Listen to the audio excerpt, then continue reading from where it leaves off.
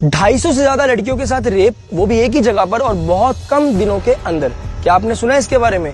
नहीं सुना होगा, आपके पेरेंट्स ने भी नहीं सुना होगा। नमस्कार, मेरा नाम है सार्थक। आज मैं बात करना चाहूंगा अजमेर रेप केस 1992 की, as known as India's biggest sex scandal.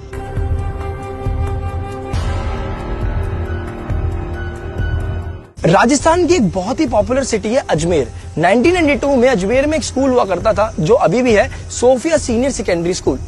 इसी स्कूल की 9th क्लास की एक लड़की को आउटसाइडर फारूक चिश्ती अपने प्यार में फंसा लेता है, ट्रस्ट बिल्ड करता है और घूमने फिरने जाते हैं, बहुत अच्छा दोस्त बन जाता है और एक रिलेशनशिप में आ जाता है।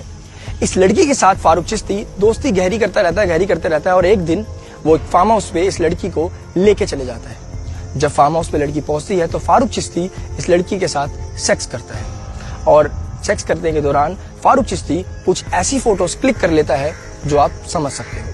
उन फोटोज के बेसिस पर फारूक चिश्ती क्या करता है, उसी लड़की को दिखाता है कि ये मैंने फोटो क्लिक करी है, अगर आप अपनी दूसरी किसी फ्रेंड को कल यहां पर लेकर नहीं आए तो मैं इस फोटो को लीक कर दूंगा। और यहीं से शुरू होता है इंडियाज बिगेस्ट सेक्स स्कैंडल। जब फारूक चिश्ती को लगता है कि ये जो गेम है ये बड़ा होता जा रहा है, तो फारूक चिश्ती अपने साथ और लोगों को शामिल कर लेता है।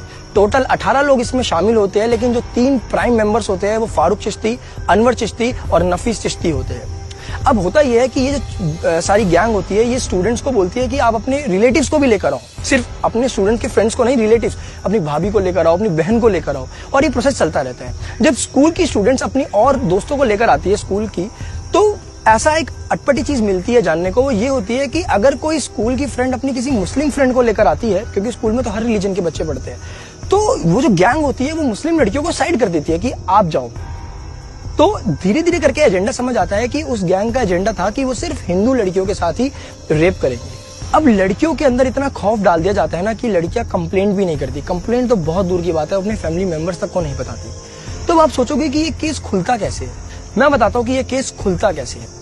जब उस स्कूल की लड़कियां जिनके साथ रेप हुआ है वो सुसाइड करना शुरू कर देती है, तब लोगों की समझ में ये आता है कि कुछ तो हुआ है स्कूल के अंदर। क्योंकि एक ही स्कूल की इतनी सारी लड़कियां मतलब बहुत जल्दी कम टाइम में सुसाइड कर रही है, तो ऐसा क्या हो गया। यहां से इस केस की जो है वो मतलब पन्ने खुलने शुरू हो जाते हैं, और जब पन्ने खुलने शुरू होते हैं तो बहुत ही भयानक, शर्मनाक और डरावने सच सामने आते हैं। जब एक केस खुलता है तो सामने ही आता है कि फारूक चिश्ती अजमेर की ख्वाजा मोइनुद्दीन चिश्ती दरगाह, जिसे आप अजमेर शरीफ दरगाह के नाम से जानते हो, वहां के केयर टेकर्स के परिवार का सदस्य होता है और यूथ कांग्रेस का प्रेसिडेंट होता है।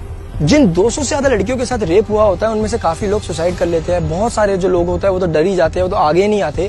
मुश्किल से 12 लड़कियां हिम्मत करके आगे आती है और इस केस को प्रोसीड करती है, लेकिन उन 12 में से 10 लड़कियां भी आखिरी में डर के छोड़ देती है, यानी बैकआउट कर लेती है। बचती है सिर्फ 2 लड़कियां। उस 2 लड़कियों में से भी एक ही लड़की अंत तक जाती है और वो अकेली लड़की उस गैंग के 18 लड़कों को पहचान लेती है। 1992 के 6 साल बाद यानी 1998 में उन 18 लड़कों में से 8 लड़कों को सजा होती है, वो भी उम्र कैद, जो 2003 में सुप्रीम कोर्ट कम करके सिर्फ 10 साल की कर देता है।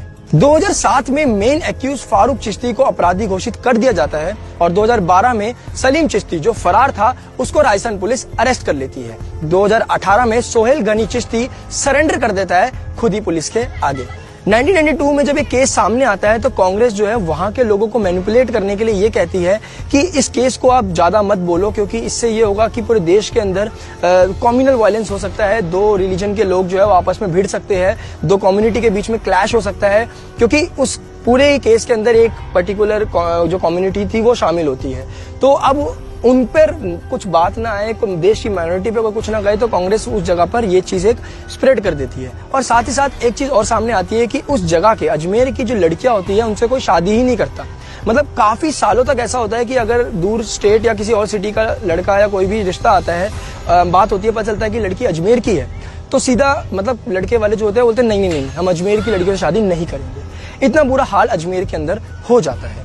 अब बात आती है इस केस से थोड़ी सी अलग पर बहुत ही ज्यादा इंपॉर्टेंट, कि हमने हमेशा देखा है कि आश्रम जैसी वेब सीरीज आपने देखी होगी, 3rd सीजन शायद आ चुका है, बहुत ही ज़्यादा लोग पसंद कर रहे हैं कि कैसे एक जो बाबा होता है वो आश्रम के अंदर बहुत गलत चीज़ें करता है। बनाई गई मूवी जो है चल रहा है, लेकिन मेरे को ये सवाल बार बार माइंड में आता है कि 30 साल हो चुके हैं इस केस को, लेकिन आज तक कोई मूवी या कोई वेब सीरीज या कुछ भी शॉर्ट मूवी भी इस अजमेर केस पर नहीं बनी। ऐसा क्यों? किसी में इतनी हिम्मत क्यों नहीं हुई कि वो अजमेर केस पर भी कुछ ऐसी मूवी या वो बना सके? जो अजमेर में 1992 में हुआ वो शायद अब तो नहीं होगा, क्योंकि हम बहुत ज्यादा एडवांस भी हो चुके हैं टेक्नोलॉजी से और एजुकेटेड भी हो चुके हैं, हमें बहुत जल्दी भनक भी लग जाएगी अगर ऐसा कुछ हमारे आसपास में चल रहा होगा। लेकिन